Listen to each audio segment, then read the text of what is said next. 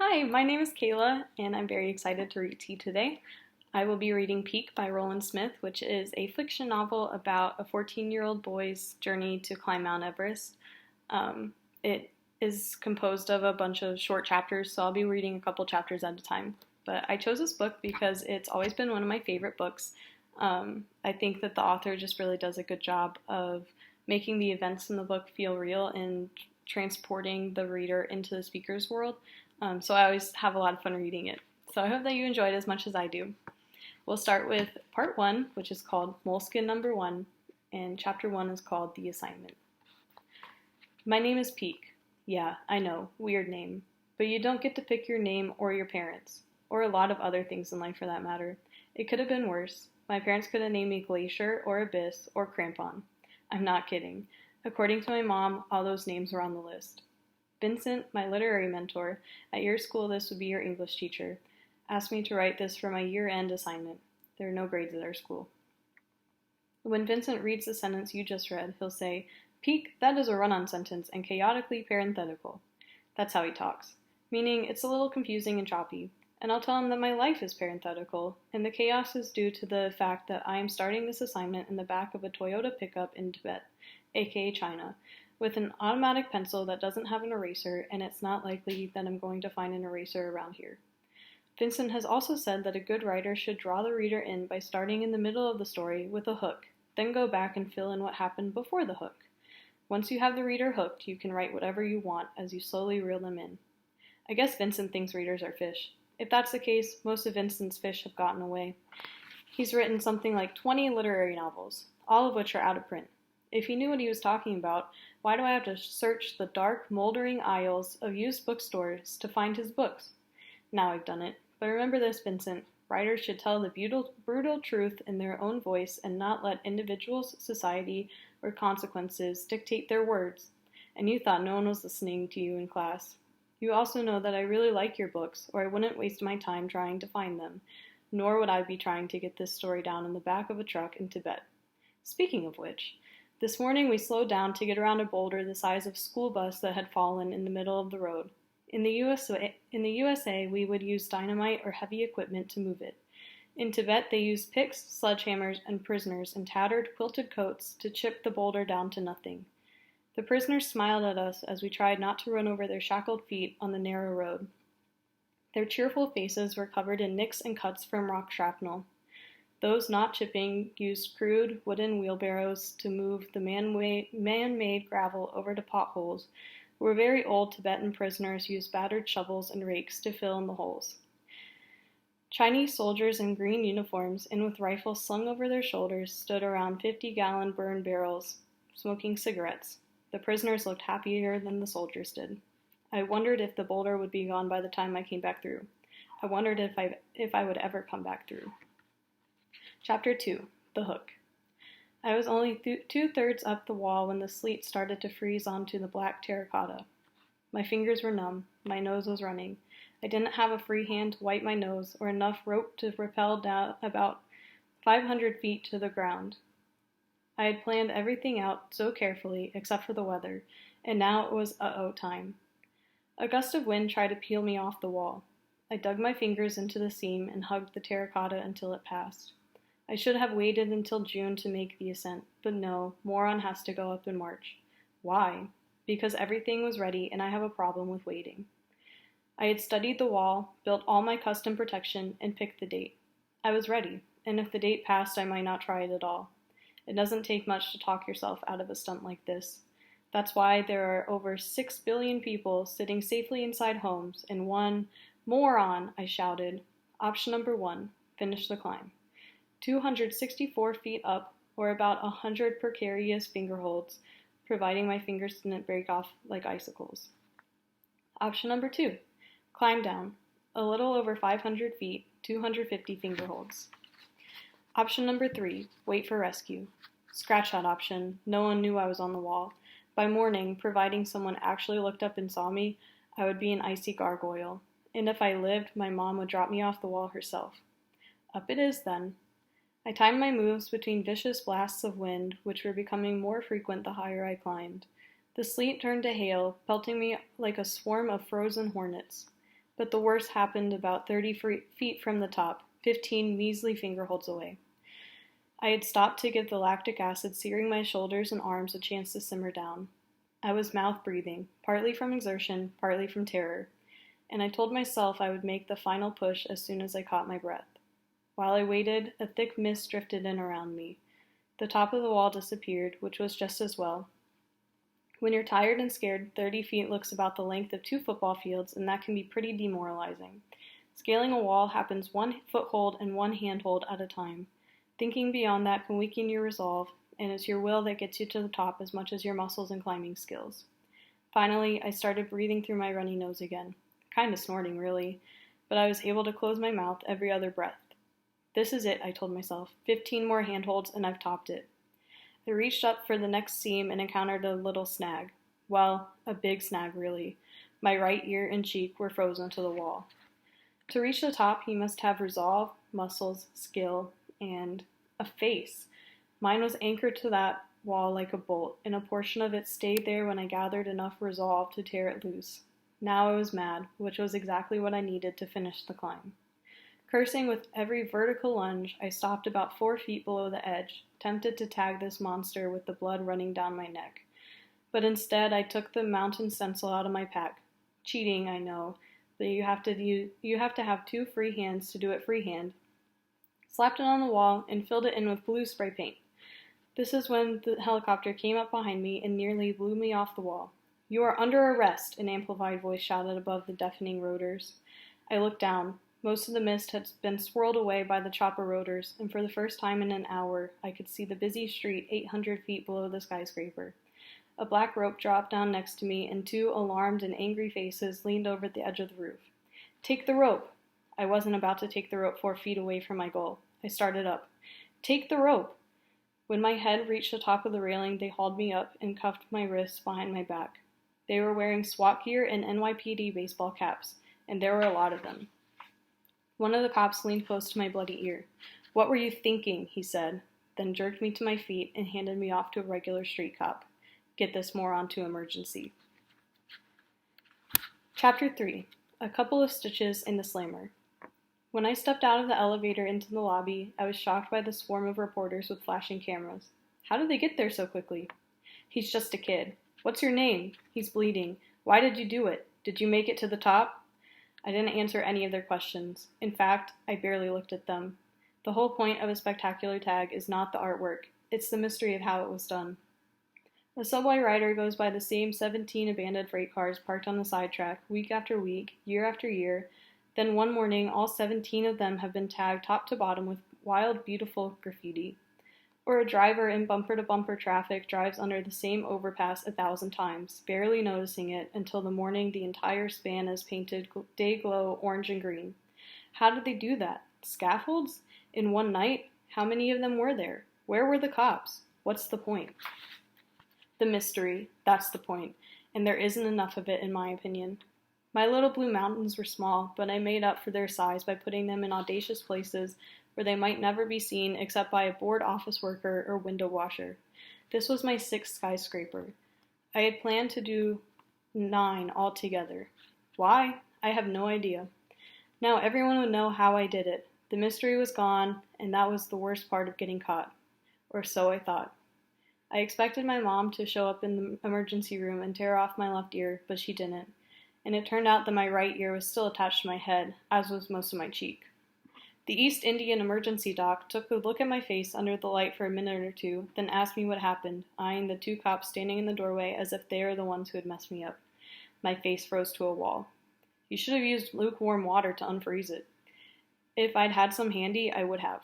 "I'm going to clean it up and put in a couple of little stitches."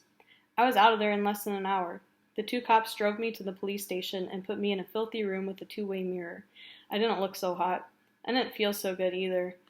My head throbbed, my arms and legs ached, and I had 4 fingernails split all the way down the middle. It felt like someone had lit them on fire. The emergency doc hadn't even bothered to look at them. After what seemed like 2 days, the door opened, and a tired-looking detective in a rumpled suit came in carrying my backpack and a thick file. He dumped the contents of the pack on the table and went through everything piece by piece. When he finished, he scooped the stuff back in, and then looked at me, and shook his head. You messed up, Pete. Peak, I said. Like in Mountain Peak? Right. Weird name. Weird parents. Yeah, I just talked with your mother. She said that I had her permission to beat you to death. Good old Mom. I got another phone call, he added. The mayor. I've been a cop for 30 years, and I've never gotten a personal call from the mayor. He's upset. Turns out he was at a reception in the Woolworth building. They thought you were a terrorist, but it's pretty clear now that you're just a moron. He stared at me, waiting for a reaction. I didn't give him one. I was a moron. I should have checked the building's evening schedule more carefully before I scaled it. The reporters hadn't rushed over to snap photos of me. They were already there for the mayor's reception, and so were the cops. They'll take you over to JDC in a bit. What's JDC? I hadn't been arrested before. Juvenile Detention Center. You'll stay there until you're arraigned. I wasn't sure what that meant either, and the detective must have sensed this because he explained that there was a separate court system for juvenile defendants. The district attorney would decide what the charges would be, and I would have to go before a judge and plead guilty or not guilty. Then they'll let me out, I said. Maybe, maybe not. Depends on how much the bail is and whether your parents can cough up the dough. Or they might deny bail altogether, which means you'll be in JDC until your trial or sentencing date. That could be months. The courts are backed up. My mouth went dry. I haven't been in trouble before, I said. You mean you haven't been caught before? The detective opened the file folder and spread out 3 photographs on the table. We've been tracking these tags for quite a while now. Looks like we caught the tagger red-handed. The photos were grainy, obviously taken with the long telephoto lens, but the blue stenciled mountains were clear enough. 2 uniformed cops were waiting for me outside the interrogation room along with my mom, who was so mad she could barely speak. She looked at the bandages on my face and managed to ask if I was okay. Yeah, I'm fine. We've got to take him to JDC, ma'am, one of the cops said. Mom nodded, then looked at me. We'll see what we can do, Peak, but you've really done it this time. The cops led me away. By the 3rd day at JDC, I was climbing the wall, literally, until my counselor, that's what they call the guards here, told me to stop.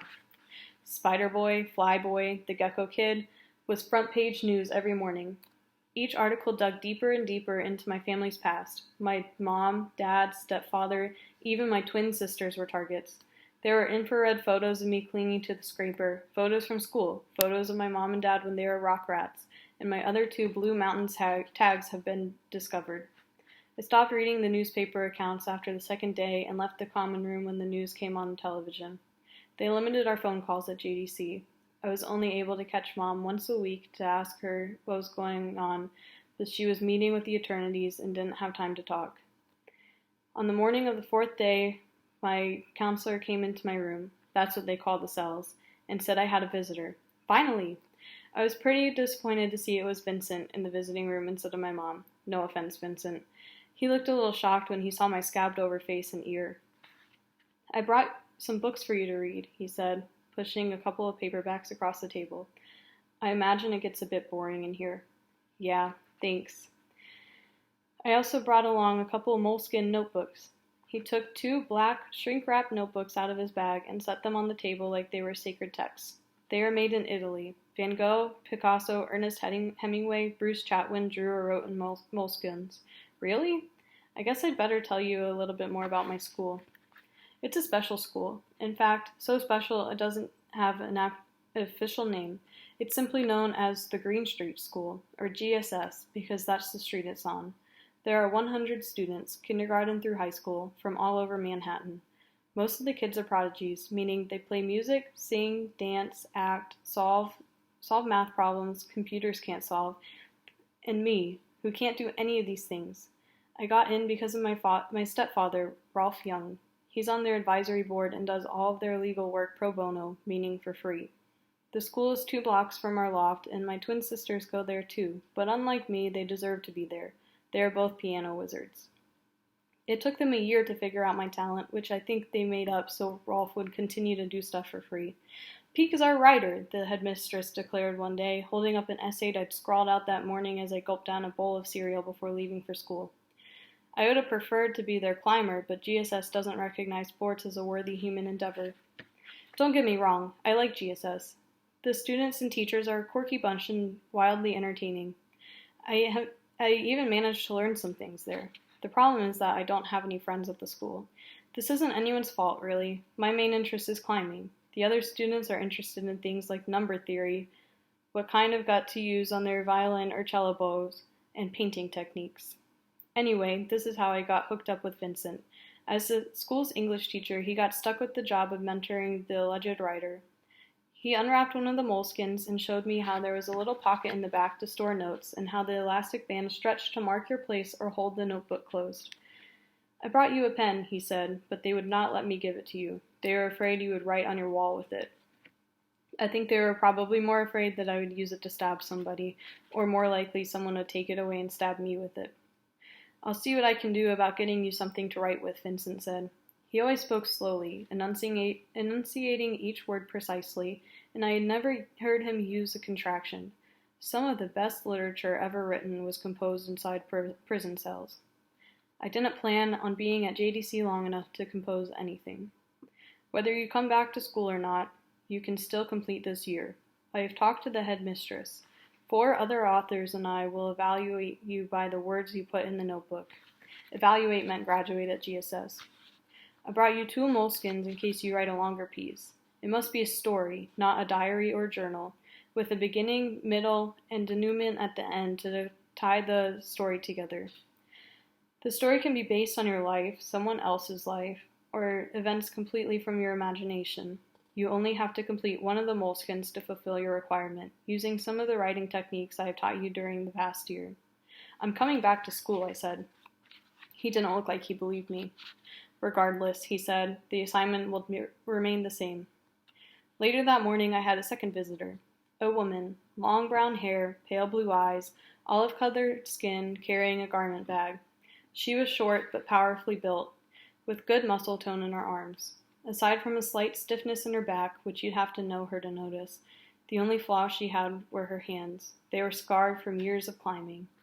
Sorry I couldn't get out here sooner, Mom said, with the twins and the attorneys and... That's okay, I interrupted. JDC was at least an hour-and-a-half drive from our loft in Manhattan. In addition to everything else, Mom worked full-time at a bookstore and she and a friend still owned. Still, I would have liked to have seen her before this. She walked over to where I was sitting and looked at the scabs on my face. Ugly, she said. Thanks. She started pacing. How are the twins? They haven't stopped crying since you got busted. I winced. It was one thing to upset my mom, but I didn't like upsetting Patricia and Paula. 2 peas in a pod, as Mom and Rolf called them, or pee-pee, as I called them, which always made them giggle. They were 6 years old and looked up to the third pea, me, like I was a god. You've really done it this time, Peak. 6 skyscrapers. They're going to eat you up and spit you out. Rolf has cashed in every favor he has in the city, but I don't think any of it is going to work. He got your arraignment delayed and tried for a second delay. I had seen my mom agitated before, but I had never seen her like this. She was pacing the small holding cell like a caged leopard, hoping that the publicity would die down, but after last night, that's all down the tube. The district attorney, who Rolf went to school with, and the judge nixed that idea. Wait, I said, what happened last night? She stopped pacing and glared at me with her mouth open and her eyes wide. You didn't hear? I shook my head. A boy fell from the Flatiron building. He's dead. I stared at her. What does that have to do with you? She yelled. It's because of you, Peak. The boy had all your news articles pinned up in his bedroom. He had a can of blue spray paint in his pack. He had never been climbing in his entire life, which explains why he only made it up 75 feet. But the fall was enough to kill him, and enough to keep you in jail for the next 3 years. What? I was on my feet now. Unbelievable! She let out a harsh laugh.